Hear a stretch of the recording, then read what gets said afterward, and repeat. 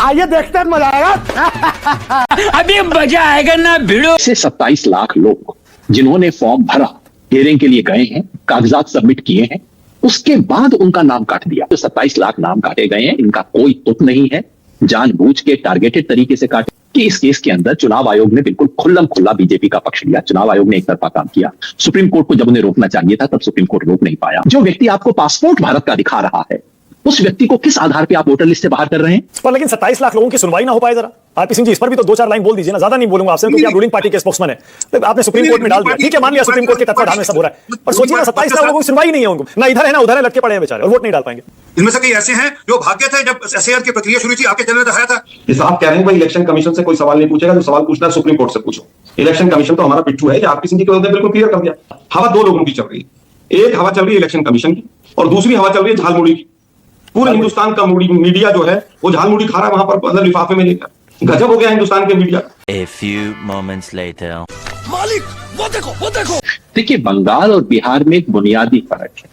बिहार में और बाकी तमाम राज्यों में जहां जहां एसआईआर हुआ है, वोट इसलिए कटे कि आप एएसडीडी थे, यानी कि एब्सेंट, शिफ्टेड, डेड और डाउटफुल और डुप्लीकेट। आपका फॉर्म नहीं आया, इलेक्शन कमीशन ने कहा वोटर लिस्ट से बाहर।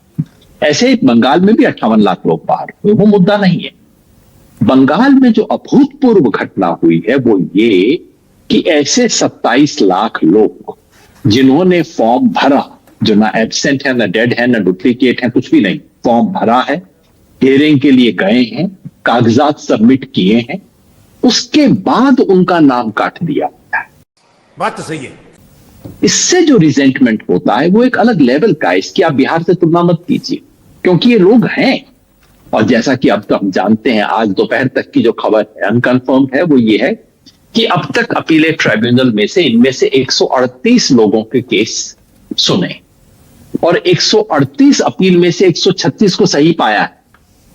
जिसका मतलब है कि अपीलेट ट्राइब्यूनल मान रहा है वो बात जो कि हमारे जैसे लोग बार बार कह रहे हैं, वो ये है कि जो 27 लाख नाम काटे गए हैं, इनका कोई तुक नहीं है, जानबूझ के टारगेटेड तरीके से काटे हैं। और दुर्भाग्यवश ये पूरी जो प्रक्रिया है वो प्रक्रिया ऐसी रही है जिससे वोट लोगों को अपने लोकतांत्रिक अधिकार से वंचित किया गया है। और ये मुद्दा है और बनेगा, इसमें कोई शक नहीं। सही पकड़े हैं। अब योगेंद्र जी, सवाल मेरा यह है, सुप्रीम कोर्ट की सुनवाई जब हुई योगेंद्र जी, उसमें कोर्ट ने साफ साफ कहा कि ये जो लोग वोट नहीं डाल पाएंगे अभी ट्रिब्यूनल से क्लियर होने के बावजूद, इनको हम बाद में कंसीडर कर सकते हैं अगर विनिंग मार्जिन जो होता है वो 1-2% होता है और जिन लोगों के नाम काटे गए हैं वो उससे ज्यादा होता है। तो योगेंद्र जी, आपको लगता है ये अभी भी प्ले में आ सकते हैं, ये वोटर जिनको ट्रिब्यूनल में सुनवाई का मौका नहीं मिला है अभी तक? मेरी अपनी राय में आपको बिल्कुल फ्रैंकली बताऊं कि कतई कुछ नहीं होगा। ये सब कहने की बातें। दुर्भाग्यवश हुआ ये है कि इस केस के अंदर चुनाव आयोग ने बिल्कुल खुल्लम खुल्ला बीजेपी का पक्ष लिया। चुनाव आयोग ने एक तरफा काम किया। सुप्रीम कोर्ट को जब उन्हें रोकना चाहिए था, तब सुप्रीम कोर्ट रोक नहीं पाया। और उसके बाद सुप्रीम कोर्ट ने चुनाव आयोग की बातों में आके एक नई एडजुडिकेशन की प्रोसेस बना दी कि 35 दिनों के अंदर 60 लाख केसेस का फैसला किया जाएगा। उसके अंदर जो धांधली होनी थी वो हुई, वो उसको सुप्रीम कोर्ट रोक नहीं पाया। ये गड़बड़ है बाबा। अब सुप्रीम कोर्ट को एहसास हुआ है कि कुछ गलती तो हो गई है, उसको रोकने का अब कोई तरीका है नहीं। इसलिए अच्छी बातें कहते हैं जज साहब, बहुत अच्छे लोग हैं, बड़ी अच्छी बातें कहते हैं, लेकिन इससे जो अन्याय हो चुका है उस पर कोई असर नहीं पड़ेगा। ये कहना कि मार्जिन अगर कम होगा तो ये हो जाएगा, कह तो दिया जस्टिस बागची ने, लेकिन क्या वो इसको अपने जुडिशियल ऑर्डर में लिखना चाहते हैं? जब तक वो जुडिशियल ऑर्डर में लिखेंगे नहीं, तब तक जज साहब के कहने से कोई असर नहीं पड़ता है। और हकीकत यह है, इस देश की ज्यादातर इलेक्शन पिटीशन 4 साल, 6.5, 4 साल या 6 साल के बाद डिसाइड होती है, तब तक सब कुछ हो चुका होता है। इसलिए दुर्भाग्यवश लोकतंत्र को चोट पहुंच चुकी है। इसके बाद आपको मीठी बातें मिलेंगी, न्याय नहीं मिलेगा। गजब बेइज्जती है। जो व्यक्ति आपको पासपोर्ट भारत का दिखा रहा है, उस व्यक्ति को किस आधार पे आप वोटर लिस्ट से बाहर कर रहे हैं? मैंने आपको केस शायद बताया था। एक व्यक्ति था जिसके पिताजी का नाम इफ्तिकार है, इफ्तिकारुल है। अब उसको कहा जा रहा है आपके पिताजी के नाम में डिस्क्रिपेंसी है। पता है डिस्क्रिपेंसी क्या थी? डिस्क्रिपेंसी ये थी कि उसके पासपोर्ट में इफ्तिकारुल पूरा लिखा गया है और आज से 22 साल पहले की वोटर लिस्ट में इफ तक क और एच के बीच में एक स्पेस दे दिया गया। ये डिस्क्रिपेंसी थी। इस आधार पर उस व्यक्ति का, जिसके पास पासपोर्ट है, पैन कार्ड है, आधार कार्ड है, उस व्यक्ति को वोटर लिस्ट से बाहर कर दिया गया। ये मजाक नहीं है तो क्या है, आप बताइए। अरे हम तो फकीर आदमी हैं। आरपी सिंह जी 27 लाख एक भी वोटर अगर वोटर लिस्ट से छूट जाए, आपको नहीं लगता आरपी सिंह जी, एक नेता, रूलिंग पार्टी के सदस्य, एक आम नागरिक, एक वोटर होने के नाते आरपी सिंह जी 27 लाख लोगों के साथ अन्याय हो रहा है? ट्रिब्यूनल में उनकी सुनवाई तक नहीं हुई है अभी तक। आरपी सिंह जी, माना कि पहले बात तो आपने युगेंद्र यादव भी का छोड़ दिया, जो कि कांग्रेस के प्रवक्ता ही है। आपने कहा कि कांग्रेस के साथ करते हैं, तो उनको आपने जाने थी, उनको भी रहने देते। डिबेट पे कुछ प्रश्न उनसे भी पूछे थे, झूठ बोलकर अपना झूठ का प्रपंच रखकर छुड़वा दिया आपने उनको।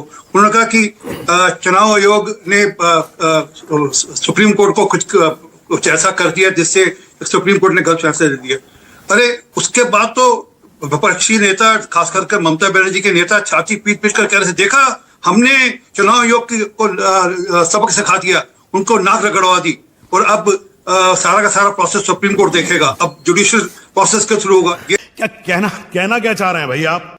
तब बड़े छाती ठोक ठोक कह रहे थे, तो वो बताया नहीं, वो झूठ बोल के अपनी तरफ से बात अपने ढंग से अलग ढंग से कह दी। दूसरों ने कहा कि भारत के नागरिक नहीं होंगे। भाई नागरिक हैं, मैं भारत का नागरिक हूं, मैं पोलिंग बूथ नंबर 40 में रहता हूं, दिल्ली में न्यू इंदिरा में रहता हूं।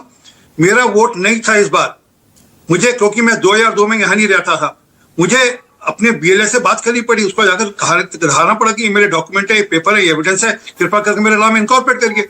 अब प्रोसेस सर उल्टा हो गया कि अब ये हुआ है कि मुझे अपने डॉक्यूमेंट पेपर दिखाने पड़ेंगे, और ये सारा का सारा प्रोसेस सुप्रीम कोर्ट के तत्वाधान में हो रहा था, जिसका गुणगान सब विपक्षी दल, खासकर टीएमसी के नेता कर रहे थे कि नहीं हमने करवाया।